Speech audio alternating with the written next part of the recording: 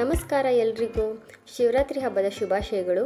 ಇವತ್ತು ಶಿವರಾತ್ರಿ ಹಬ್ಬದ ಸ್ಪೆಷಲ್ ಆಗಿ ಹುರ್ಗಡ್ಲೆ ತಂಬಿಟ್ಟು ಹೇಗೆ ಮಾಡೋದು ಅಂತ ನೋಡೋಣ.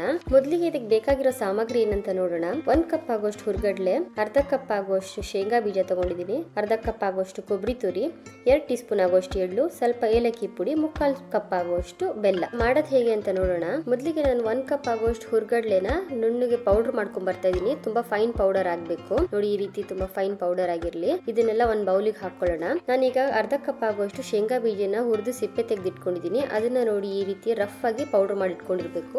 ಶೇಂಗಾ ಎಲ್ಲ ಸ್ವಲ್ಪ ಕಾಣಿಸ್ತಾ ಇರಬೇಕು. ಇದನ್ನು ಈಗ ಹುರ್ಗಡ್ಲೆ ಬೌಲ್ಗೆ ಹಾಕೊಳ್ಳೋಣ. ಇದಕ್ಕೆ 2 ಟೀ ಸ್ಪೂನ್ ಆಗುವಷ್ಟು ಹುರಿದಿರೋ ಎಳ್ಳು ಮತ್ತೆ ಅರ್ಧ ಕಪ್ ಆಗುವಷ್ಟು ಕೊಬ್ಬರಿ ತುರಿ. ನೀವು ಯಾವ ಕಪ್ಪಲ್ಲಿ ಹುರ್ಗಡ್ಲೆ ತಗೊಂಡಿರ್ತೀರಲ್ಲ ಅದೇ ಕಪ್ ಮೆಜರ್ಮೆಂಟ್ ಅಲ್ಲಿ ಅರ್ಧ ಕಪ್ ಆಗುವಷ್ಟು ಕೊಬ್ಬರಿ ತುರಿ ತಗೊಳ್ಳಿ. ಈಗ 3/4 ಕಪ್ ಆಗುವಷ್ಟು ಬೆಲ್ಲನ ಕರಗಿಸ್ಕೊಂಡು ಬರೋಣ. ನಾನು ಯಾವ ಕಪ್ಪಲ್ಲಿ ಹುರ್ಗಡ್ಲೆ ತೊಗೊಂಡಿದ್ನಲ್ಲ ಅದೇ ಕಪ್ ಮೆಜರ್ಮೆಂಟಲ್ಲೇ 3/4 ಕಪ್ ಆಗುವಷ್ಟು ಬೆಲ್ಲ ತೊಗೊಂಡಿದ್ದೀನಿ.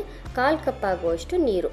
ನೀವು ಎಷ್ಟು ಬೆಲ್ಲ ತೊಗೊಂಡಿರ್ತೀರಲ್ಲ ಅದಕ್ಕೆ ಅರ್ಧದಾಗುವಷ್ಟು ನೀರು. 1 ಕಪ್ ಮೆಜರ್ಮೆಂಟಲ್ಲಿ ಇಟ್ಕೊಳ್ಳಿ. ಯಾವುದೇ ರೀತಿಯಾದ ಪಾಕ ಎಲ್ಲ ಏನು ಬರೋದು ಬೇಡ. ನೋಡಿ 2 ನಿಮಿಷ ಈ ರೀತಿ ಕುದ್ರೆ ಸಾಕು.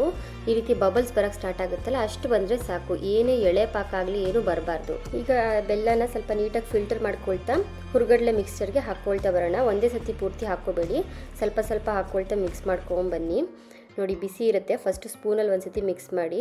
ನಾನು ತೊಗೊಂಡಿರೋ ಪಾಕ ಎಲ್ಲನೂ ಈಗ ಯೂಸ್ ಆಗಿದೆ. ಇದಕ್ಕೆ ನೀಟಾಗಿ ಮಿಕ್ಸ್ ಮಾಡಿ ಉಂಡೆ ಕಟ್ಕೊಳ್ತಾ ಬರೋದು ಈಗ ಅಷ್ಟೇ. ಫಸ್ಟು ಈಗ ಸ್ಪೂನಲ್ಲಿ ಮಿಕ್ಸ್ ಮಾಡ್ಕೊಳ್ತಾ ಬನ್ನಿ. ಸ್ವಲ್ಪ ಬೆಚ್ಚಗಿರುವಾಗೇ ಉಂಡೆ ಕಟ್ಕೊಂಬಿಡಿ. ತಂಬಿಟ್ಟು ಮಾಡೋಕ್ಕೆ ಬರಲ್ಲ, ಗಟ್ಟಿ ಆಗಿಬಿಡುತ್ತೆ ಅನ್ನೋರು ಸಹ ಈ ತಂಬಿಟ್ಟು ಮಾಡ್ಬೋದು. ಯಾವುದೇ ರೀತಿಯಾಗಲಿ ಫೇಲ್ಯೂರ್ ಆಗಲ್ಲ. ತುಂಬ ಚೆನ್ನಾಗಾಗುತ್ತೆ, ಸಾಫ್ಟಾಗಿ ಆಗುತ್ತೆ. ಇವಾಗ ಮಾಡಿಟ್ಮೇಲೆ ತಣ್ಣಗಾದ್ಮೇಲೆ ಗಟ್ಟಿ ಆಗಿಬಿಡುತ್ತೆ, ಆ ಥರ ಏನೂ ಆಗಲ್ಲ. ಇದು ನೀವು ಒಂದ್ಸತಿ ಟ್ರೈ ಮಾಡಿ. ಈ ಶಿವರಾತ್ರಿಗೆ ನೀವು ಈ ರೆಸಿಪಿ ಮಾಡಿ ನೋಡಿ, ಎಷ್ಟು ಚೆನ್ನಾಗಾಗಿದೆ. ನೀವು ಈ ರೆಸಿಪಿನ ಟ್ರೈ ಮಾಡಿ. ಈ ರೀತಿಯಾಗಿ ಶೇಂಗಾ, ಎಳ್ಳು, ಕೊಬ್ಬರಿ ತುರಿ ಈಗ ಕಾಣಿಸ್ತಾ ಇರಬೇಕು ನೋಡಿ, ಒಳಗಡೆ ಎಲ್ಲ ಎಷ್ಟು ಸಾಫ್ಟಾಗಿದೆ. ನೀವು ಈ ರೆಸಿಪಿನ ಟ್ರೈ ಮಾಡಿ. ಇಷ್ಟ ಆದರೆ ಲೈಕ್ ಮಾಡಿ, ನಿಮ್ಮ ಫ್ಯಾಮಿಲಿ ಫ್ರೆಂಡ್ಸ್ ಜೊತೆ ಶೇರ್ ಮಾಡಿ. Thank you.